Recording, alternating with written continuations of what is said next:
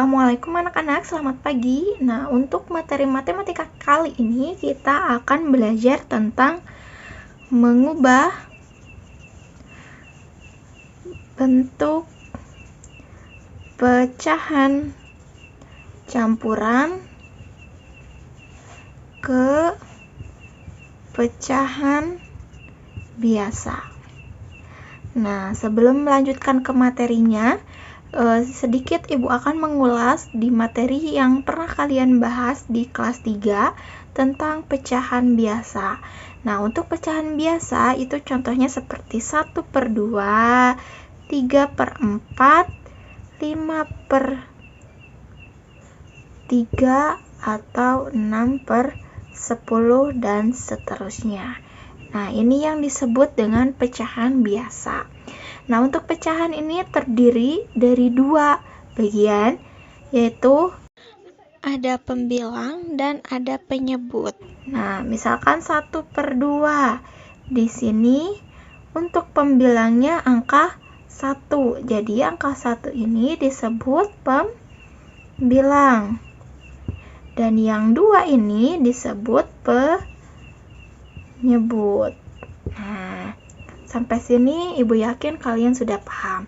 Nah, ini yang disebut dengan pecahan biasa. Nah, sekarang yang akan kita bahas yaitu bentuk pecahan campuran. Bagaimana bentuk pecahan campuran? Yaitu bentuk pecahan campuran itu seperti 1/4, 2 1/4, dan seterusnya. Ini yang disebut dengan pecahan campuran. Oke, kita lanjutkan ke materinya ya. Nah, misalkan di sini Ibu punya satu contoh, misalkan 1/4.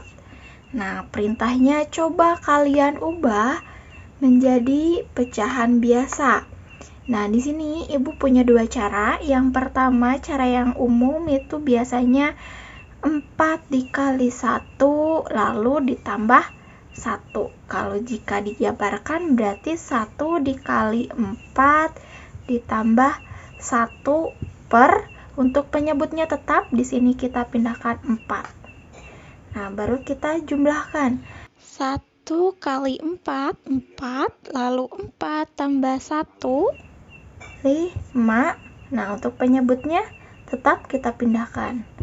Nah, jadi 1/4 itu jika diubah ke pecahan biasa jadi 5/4. Nah, ini cara umum yang biasanya digunakan kebanyakan orang. Nah, di sini Ibu punya cara yang berikutnya, yaitu cara yang kedua. Nah, contohnya masih sama, 1/4. Nah, kita lihat untuk 1 ini bisa kita ubah menjadi 4/4. Kenapa 4/4? Karena 4/4 itu sama dengan 1. Nah, jadi kita ubah 1 ini menjadi 4/4. Jadi 4/4 ditambah ini kita turunkan jadi 1/4.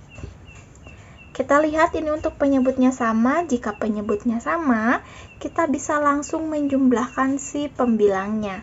4 ditambah 1, 5. 4 tetap sebagai penyebut, di sini kita turunkan 4.